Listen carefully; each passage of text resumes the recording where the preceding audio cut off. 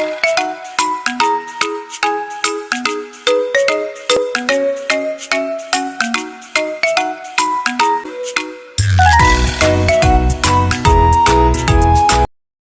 pertama-tama saya akan menjelaskan mengenai kesehatan lingkungan.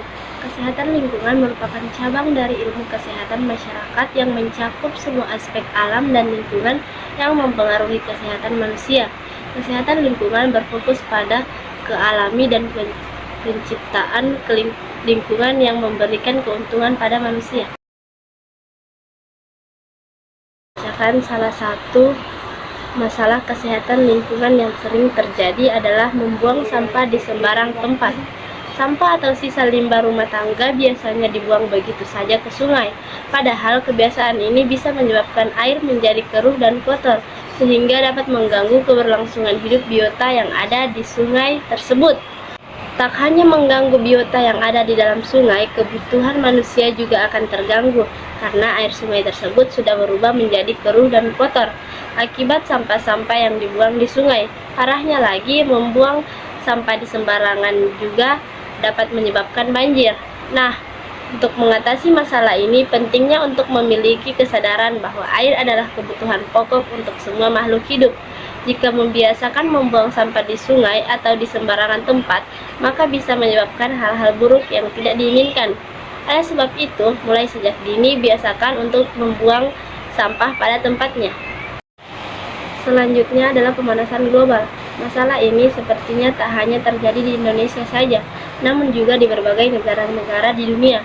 Bahkan dampak pemanasan global sudah mulai terlihat di daerah kutub yang mulai mencair, sehingga menyebabkan ketidakseimbangan lingkungan. Untuk mengatasi pemanasan global, tentu saja Anda harus mengurangi penggunaan gas-gas kimia yang bisa merusak lapisan ozon dan atmosfer seperti gas freon yang ada pada AC atau pendingin udara. Selanjutnya, langkanya air.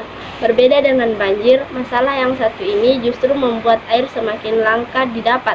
Hal ini terjadi di beberapa wilayah Indonesia, sehingga membuat dampak macam-macam bencana alam dan kelaparan dan kekeringan terjadi.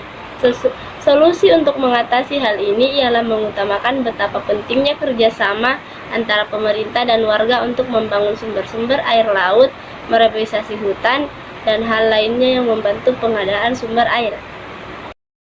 Masalah selanjutnya adalah penggundulan hutan.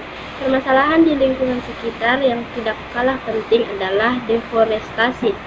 Pembukaan hutan untuk pengembangan sektor perkebunan, terutama sawit, menyebabkan pelepasan karbon ke bumi sehingga meningkatkan perubahan suhu bumi.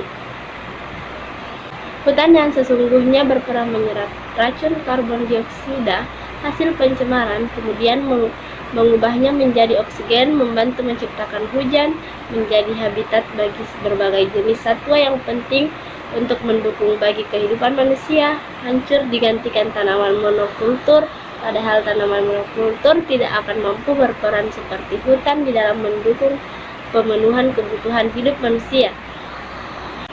Solusi mengatasi ialah dengan menekan laju pembalakan hutan, menjaga hutan-hutan yang tersisa dengan hukum yang kuat demi kelestarian dan lingkungan yang tetap terjaga hingga mewariskannya ke anak cucu.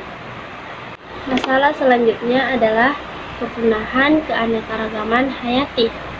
Dampak lanjutan dari kerusakan hutan tersebut bisa menjadi penyebab menurunnya keanekaragaman hayati yang ada di Indonesia. Bahkan, tak hanya itu saja, banyak sekali alat komunikasi zaman sekarang menjadi informasi pengambilan flora dan fauna ilegal yang dijadikan sebagai barang jual beli, membuat hewan dan tumbuhan Indonesia menjadi berkurang, bahkan punah. Hal ini tentu dapat memperburuk permasalahan di lingkungan sekitar. Solusi kepunahan keanekaragaman hayati adalah program untuk penangkalan satwa liar, konservasi in situ, dan konservasi ex situ, memperluas habitat untuk satwa-satwa liar, meningkatkan SDM, dan lain sebagainya. Itulah tadi materi yang dapat saya sampaikan. Sekian dari saya. Wassalamualaikum warahmatullahi wabarakatuh.